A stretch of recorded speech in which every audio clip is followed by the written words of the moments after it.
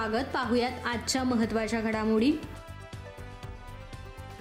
खेड शहरात रस्त्यावरील खड्ड्यांमुळे महिला जखमी, जांभा दगडाने खड्डे भरण्यास सुरुवात, स्थानिकांची नाराजी.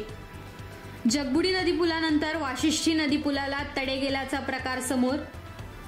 मोदी 3.0 सरकारचा पहिला अर्थसंकल्प सादर, महिला, आदिवासी, गरीब, शेतकरी आणि तरुणांवरती अधिक फोकस. बनावट नोटा प्रकरणी चिपळूण खेड येथील 2 तरुण ताब्यात, मुंबई क्राईम ब्रांचच्या कारवाईने खळबळ. आणि रत्नागिरीतल्या वकिलाची स्टेटस ठेवत आत्महत्या. खेड शहरात रस्त्याची पूर्णपणे चाळण झालीय. रस्त्यात खड्डा की खड्ड्यात रस्ता असा प्रश्न खेड शहरवासियांना पडलाय. भरणे नाका ते खेड शहरातील सुर्वे इंजिनिअरिंग पर्यंत रस्त्यावरती भले मोठे खड्डे पडलेत. वाहनधारकांसह पादचाऱ्यांना देखील येथून चालणं आता मुश्किल झालंय. सोमवारी शहरातील आनंद चित्र मंदिरासमोर चालत जाणारी कासाराळी येथील वयोवृद्ध महिला रस्त्यावर पडलेल्या खड्ड्यांमुळे जखमी झाल्याची घटना घडली आहे. यामुळे शहरातील सोशल मीडिया ग्रुपवर झालेल्या चर्चेमुळे मंगळवारी सकाळी जांभा दगडाच्या सहाय्याने हे खड्डे भरण्यास सुरुवात करण्यात आली. मात्र खेड नगर परिषदच्या अशा कामाबाबत खेड शहरवासियांमधून आता नाराजी व्यक्त करण्यात येते. खेड दापोली मार्गावर पडलेल्या खड्ड्यांमुळे शहरवासीय आणि नागरिक हैराण झालेले पाहायला मिळतात. खरं तर 5 महिन्यापूर्वीच या रस्त्याचं काम करण्यात आलं होतं, तरी देखील पावसाळ्यात सुरुवातीलाच आता शहरातील रस्त्यावरती खड्डे पडल्याचं दिसून येतंय. याबाबत प्रशासनाकडून मुसळधार पावसाने नाल्याचं पाणी रस्त्यावर आल्याने खड्डे पडल्याचं सांगण्यात येतंय. मात्र 5 महिन्यापूर्वी झालेल्या या कामाबाबत शहरवासियांमधून नाराजीचा सूर उमटत असून सध्या सुरू असलेल्या कामाबाबत देखील नाराजी व्यक्त करण्यात येते. खेड शहरातील आनंद चित्र मंदिराजवळ पडलेल्या खड्ड्यांमुळे कासाराळी परिसरातील एक महिला गंभीररित्या जखमी झाली असून याबाबत शहरातील एका व्हॉट्सअप ग्रुपवरती जोरदार चर्चा झाली आणि त्यानंतर मनसे नेते वैभवजी खेडेकर यांनी FIR दाखल करणार असल्याचं सांगितल्यानंतर खेड नगरपालिका प्रशासनाला जाग आल्याचं चित्र खेड शहरात पाहायला मिळतंय. मंगळवारी सकाळी खेड शहरातील खड्डे पडलेल्या परिसरात खेड नगर परिषदेने खड्डा भरण्यास सुरुवात केली खरी, मात्र खेड नगर परिषदेच्या माजी नगरसेवकांनी या प्रकारे खड्डे भरण्यास विरोध केला असून खेड नगर परिषदेने पावसाळी कामासाठी मिळणारे डांबर वापरून हे काम करावं असं मत देखील त्यांच्या बोलण्यातून व्यक्त केलं जातंय. खेड शहरातील तीनबत्ती नाका परिसरात आपण माझ्या पाठीमागे पाहू शकता खेड नगरपालिकेची बिल्डिंग आहे. खेड नगरपालिकेच्या परिसरातच मोठमोठे खड्डे पडलेले आहेत, जे साधं नगरपालिका प्रशासनाला इतके दिवस दिसलेले नाही आहेत. काल खेड शहरातील आनंद चित्र मंदिरासमोर एका महिलेचा खड्ड्यात पाय पडून गंभीर जखमी होण्याची घटना घडली. त्याच्यानंतर खेड प्रशासनाला जाग आली असून आज सकाळपासून खेड प्रशासनाने या ठिकाणी हे खड्डे बुजवण्याचं काम हाती घेतलेलं आहे. पण येथे स्थानिक नागरिकांनी या खड्डे बुजवण्याच्या गोष्टीला विरोध केलेला असून हे खड्डे कॉन्क्रीटने किंवा डांबराने भरण्यात यावेत अशी मागणी करण्यात आलेली आहे. आपण पाहू शकतो या ठिकाणी किती मोठमोठे खड्डे आहेत. साधारण 1 ते 1.5 फुटाचा खड्डा असून या ठिकाणी खेड नगरपालिकेला आता तरी जाग येणार का, किती दिवसात हे खड्डे भरले जाणार असा प्रश्न खेड शहरातील नागरिकांकडून उपस्थित केला जात आहे. तर मुंबई गोवा महामार्गावरील भरणे नाका येथील जगबुडी नदी पुलाला तडे गेल्याचा प्रकार उघडकीस येऊन अवघे 2च दिवस झाले असताना चिपळूण येथे देखील महामार्गावरील वाशिष्ठी नदीच्या पुलाला तडे गेल्याचा प्रकार आता समोर आलाय. मुंबई गोवा महामार्गावरील महत्त्वाचा असणारा जगबुडी आणि वाशिष्ठी नदीवरील पूल हा सध्या तडे गेल्यामुळे चर्चेत आलाय. दररोज हजारो टनांची वाहतूक या पुलावरून होत असून कोकणला रायगडशी जोडणारे हे 2 महत्त्वाचे पूल आता धोकादायक ठरतात. खेड येथील पुलावरती मोठमोठे खड्डे पडून पुलाच्या कन्स्ट्रक्शनमध्ये वापरण्यात आलेलं स्टील दिसून आलंय. त्यामुळे हा पूल वाहतुकीसाठी सध्या बंद करण्यात आलाय. तसंच आज उघडकीस आलेल्या वाशिष्ठी नदी पुलावरून होणाऱ्या वाहतुकीदरम्यान अपघात होण्याची शक्यता नाकारता येत नसल्याचं मत चिपळूणचे माजी सभापती शौकतभाई मुकादम यांनी व्यक्त केलंय. या पुलाचे काम तात्काळ आणि सुस्थितीत करण्याची मागणी सामाजिक कार्यकर्ते शौकत मुकादम यांनी केली आहे. या संदर्भात त्यांनी अधिकाऱ्यांशी अधिक चर्चा देखील केली असून अधिकाऱ्यांनी आम्ही तात्काळ घटनास्थळी येऊ असं त्यांना सांगितलं असल्याचं म्हटलंय. बघा, मी भागदूषच्या नवीन वाशिष्ठी पुलावर आहे. हे बघा, हे 2 पुलाच्या मध्ये जे जॉईंट केस नाही, हे बघा काय करायचं. हे बघा, हे बघा, हे या अँगलला खाली इथं होलपास लावलेले आहेत. आणि ह्याच्यावर त्यांनी टाकलं कॉन्क्रीट आणि हे कॉन्क्रीट टाकल्यानंतर गाडीच्या धक्क्याने हे जर होलपास तुटले खालचे, हा एंगल वरच्या बाजूला येईल, हा एंगल वर आला तर बघा पूर्ण एंगल तुटलेला आहे. आणि त्यांना हायवेच्या अधिकाऱ्याला मी काल फोन करून सांगितलेलं आहे, हे बघा इथं अपघात होण्याची शक्यता आहे. आता या गाड्या इथं काठी करून बाजूने या गाड्यांची वाहतूक केली पाहिजे. हा जर तुटला जर एंगल, हे बघा विषय काय, हा जर एंगल तुटला आणि वर आला तर फार मोठा अपघात होऊ शकतो. आणि विशेषतः म्हणजे आता कुणाच्या थोबाडत मारायचे हे ठरवायला लागेल. हा नवीन पूल आहे, हा नवीन पुलाची जर ही परिस्थिती आहे तर हे कसं काय करायचं. तर त्या हायवेच्या अधिकाऱ्याने मी आत्ता बोलवलं, हे ताबडतोब त्यांनी केलं पाहिजे. आता इथं अपघात होण्याची शक्यता आहे. आणि इथं 2 माणसं आपले कार्यकर्ते उभे करा, त्यांचे लोक येईपर्यंत, आणि बाजूने गाड्या जाऊ दे, अशा गाड्या त्या साईडने जाऊ दे, नाही तर मग अपघात होईल. आणि आपल्याला सामाजिक काम करायचं आहे, त्याच्यामुळं हे हायवेवाले कधी येतील तेव्हा येतील. हे बघा एंगल कशा पद्धतीने हालतो, हालून दाखवा. बघा एंगल कसा हालतो येतो, सगळे खालचे होलपास आणि कॉन्क्रीट, पूर्ण कॉन्क्रीट सुटलेलं आहे. काय रे नालायक लोकांना काय करायचं आहे, लोकांच्या जीवाशी खेळत आहेत. तर ताबडतोब या ठिकाणी येऊन त्यांनी ते दुरुस्त केलं पाहिजे. हे दुरुस्त करायला लागेल ना तर इथं अपघात होईल, अपघात.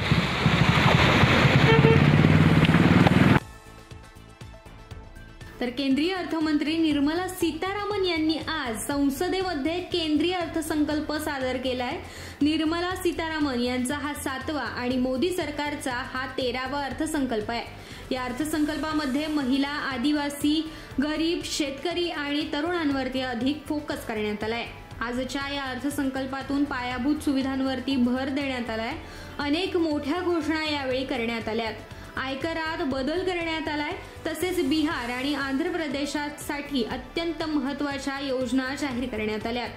पंतप्रधान नरेंद्र मोदी यांच्या नेतृत्वाखालील सलग 3ऱ्या वेळेस सत्तेत आलेल्या एनडीए सरकारचा पहिलाच अर्थसंकल्प महाराष्ट्र आणि देशवासियांसाठी मने जिंकणारा अर्थसंकल्प ठरल्याचं उपमुख्यमंत्री तथा राज्याचे अर्थमंत्री अजित पवार यांनी म्हटलंय.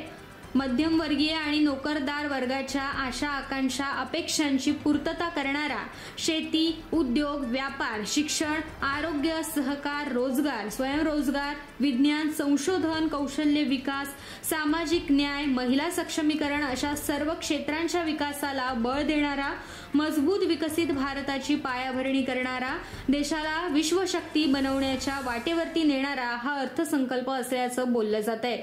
शहरी आणि ग्रामीण विकासाचा समतोल साधणारा, समाजातील दुर्बल, वंचित, उपेक्षित, मागास, अल्पसंख्याक घटकांच्या विकासावरती भर देणारा एक चांगला, दूरदृष्टीपूर्ण, लोककल्याणकारी अर्थसंकल्प सादर केल्याबद्दल केंद्रीय अर्थमंत्री निर्मला सीतारामन यांचे मी मनपूर्वक अभिनंदन करतो, असं देखील अजित पवार यांनी यावेळेस म्हटलं.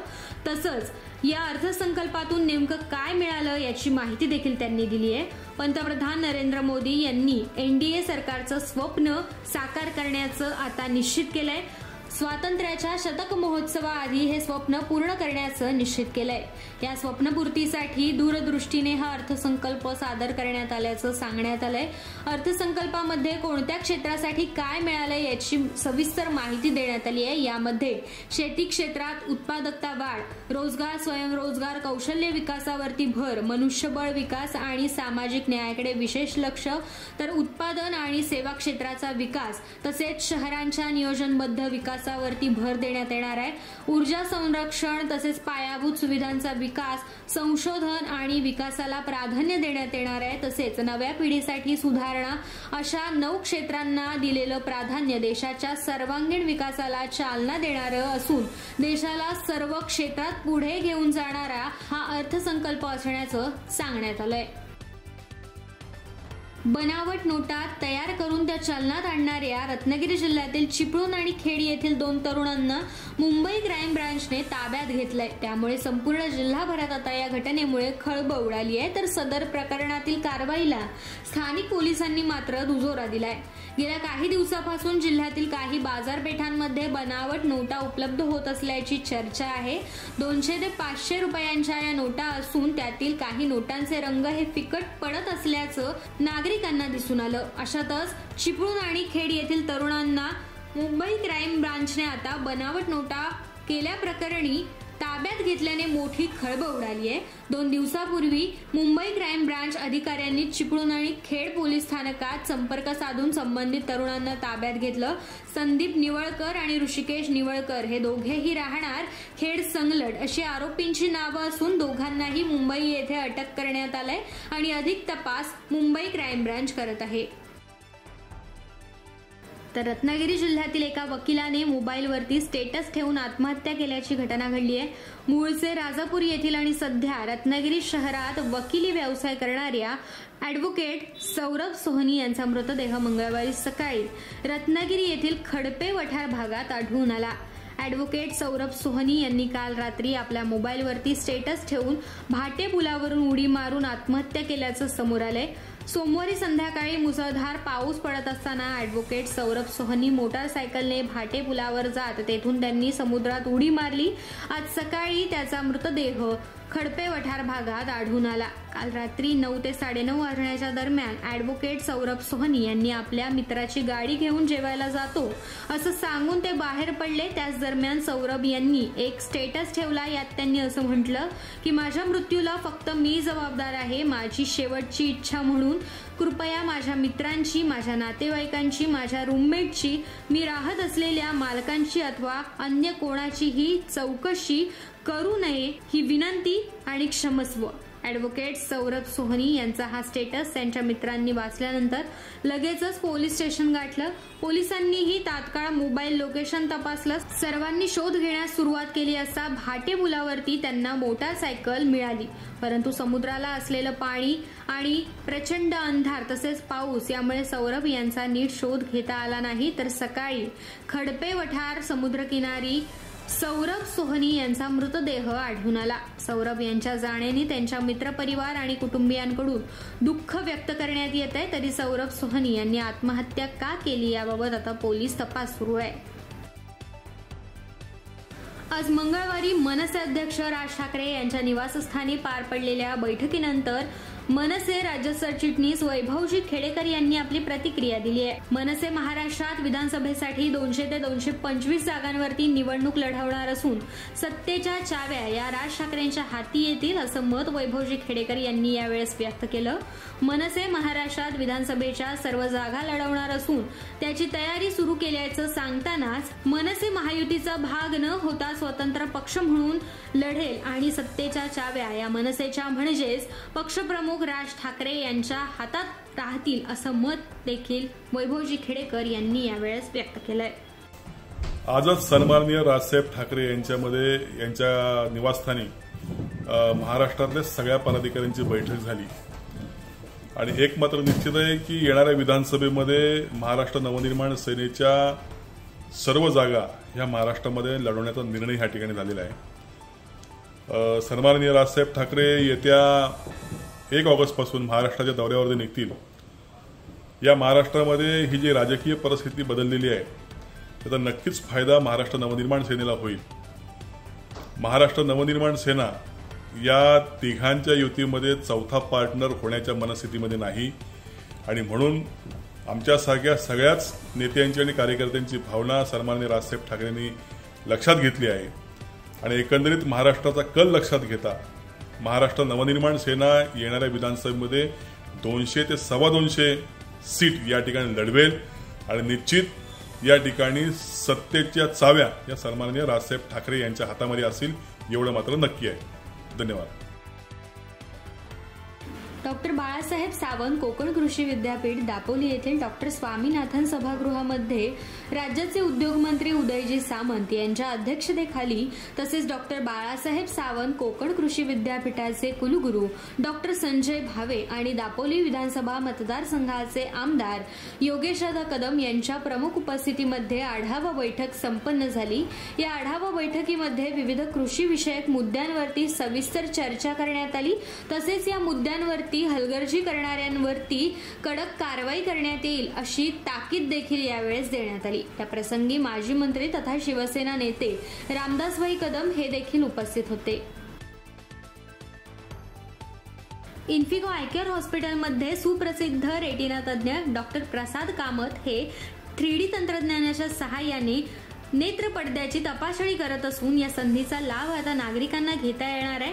26 आणि 27 जुलै 2024 रोजी गुलमोहर पार्क खेड येथे, तर 28, 29, 31 जुलै रोजी साळवी स्टॉप रत्नागिरी येथे आणि 30 जुलै रोजी साई लॉज समोर लांजा या ठिकाणी इन्फिगो आय केअर हॉस्पिटलमध्ये सुप्रसिद्ध रेटिना तज्ज्ञ डॉक्टर प्रसाद कामंत यांच्या 3D तंत्रज्ञानाच्या सहाय्याने डोळ्याच्या पडद्याची तपासणी सेवा उपलब्ध करून देण्यात आली आहे।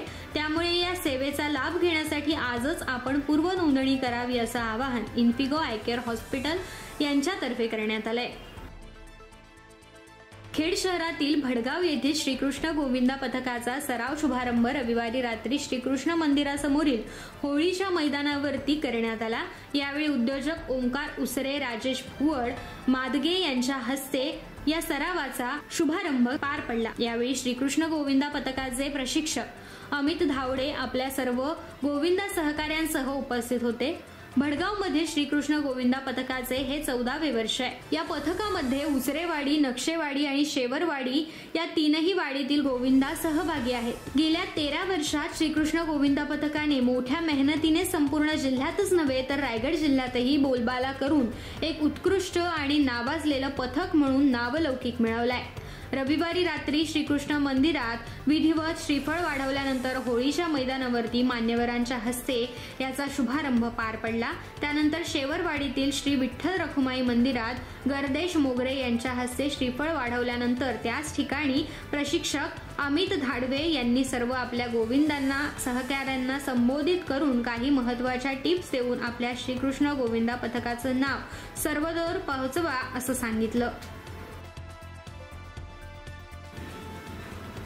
आंबेत खाडीपट्टा विभागात विद्यार्थ्यांच्या सोयीसाठी गेली अनेक वर्ष गोरेगाव तोराडी अशी एसटी बस सेवा सुरू आहे। मात्र सद्यस्थितीत या बस सेवेचा मनमर्जी कारभार सुरू झालाय। विद्यार्थी आणि प्रवासी वर्गाला याचा नाहक त्रास सहन करावा लागतोय। गोरेगाव तोराडी एसटी बस चालक यांच्या मनमर्जीनुसार आमशेत गावात वस्ती केल्यामुळे प्रवासी वर्गाची आणि विद्यार्थ्यांची गैरसोय होऊन रात्रीच्या अंधारात प्रवाशांना पायी चालत जावे लागते। त्यामुळे रात्रीच्या अंधारात कोणतीही दुर्घटना घडली तर याला जबाबदार कोण असा प्रश्न उपस्थित केला जातोय। या एसटी चालकांना तोराडी या ठिकाणी वस्ती करण्यासाठी सुविधा नसल्यामुळे त्यांना कुंभळे ग्रामस्थांनी अंगणवाडीमध्ये राहण्याची सोय देखील करून दिली। मात्र तरी देखील कारणे दाखवून चालक आणि वाहक त्या ठिकाणी वस्ती करत नाहीत असा आरोप कुंभळे ग्रामस्थांनी केलाय। संध्याकाळी जी तोराडी गोरेगाववरून सुटणारी 5:30-6 वाजताची बस, ती तोराडी जाणारी बस सध्या आमशेतमध्ये थांबतो आणि संध्याकाळी येणारे जे विद्यार्थी आहेत, या प्रवासी आहेत, ते आमशेत वळून रात्रीचे चालत यायला त्यांना 2 दिवस झालं ही बस तिथंच थांबतो।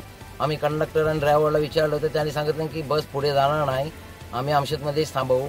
ते जर आमशेतमध्ये जर थांबली तर विद्यार्थी जे संध्याकाळी 6:30 वाजताची बस येतं ते चालत कसं येऊ शकतात आणि परत तेच उद्या सकाळी चालत जायचं असतं त्यांना। ते प्रवासी पण लय टेन्शनमध्ये आहेत की असं कसं होऊ शकतोय। आणि माझी देखील एक मुलगी आहे, ती पण गोरेगावमध्ये कॉलेजमध्ये जातो आणि तिच्या संगती इतर 10 दुसरे विद्यार्थी पण आहेत। त्या लोकांना मी एक दिवस घेऊन चालत गेलेलो, पण ते लोक बोलतात आम्ही असं चालत कसं काय जाऊ शकतो, जर काय आमच्या संगत जर रस्त्यामध्ये जर काय झाला, धोका निर्माण झाला तर त्याचा मग जिम्मेदार कोण आहे। तेव्हा तुम्ही ह्याचे लक्ष घ्या आणि जरा गाडीचा बंदोबस्त करा। आमशेतमध्ये जी गाडी थांबलेली आहे तिला कम से कम तोराडी पर्यंत जायला पाहिजे, असं काहीतरी करा। शासनाने ह्याच्यातले भाग घ्यावा आणि आमच्या पोरांचा सुटकारा करावा। आमची पोरं लय टेन्शनमध्ये आहेत की आम्ही शाळेमध्ये कसा जायचा, सकाळी 6 वाजता उठून चालत कशी जायचं ह्या पावसामध्ये आणि ह्या अंधारातून, आणि जर काय अपघात झाला रस्त्यातून तर ह्याचा जिम्मेदार कोण आहे। तेव्हा ह्याच्यातले लक्ष घ्या आणि ही बस सेवा जी पहिले जशी चालू होती तशी चालू करावी, हेच आमचे बोलणं आहे। मागील 2 दिवसापासून रायगड जिल्ह्यात मुसळधार पाऊस कोसळतोय आणि या मुसळधार पावसामुळे अनेक नद्या नाले तुडुंब भरून वाहत आहेत। डोंगर भागात देखील मोठ्या प्रमाणात पाणी कोसळत असल्यामुळे जमिनीचा भाग जीर्णावस्थेत झालाय आणि अनेक गावात दरड कोसळण्याची संभावना जिल्हा प्रशासनाने वर्तवली होती। त्यानंतर आज सकाळी सुरू असलेल्या पावसामध्ये महाड तालुक्यातल्या दासगाव मोहल्ला परिसरात एका घरावरती दरड कोसळून दरडीबरोबर भला मोठा दगड घराच्या मागच्या बाजूने आल्याने घराचे मोठ्या प्रमाणात नुकसान झाल्याची घटना घडली आहे। घरातील अनेक भिंतींना तडे देखील गेलेत। या घटनेमध्ये कोणतीही जीवितहानी झाली नसली तरी घराचं मात्र मोठ्या प्रमाणात नुकसान झालंय।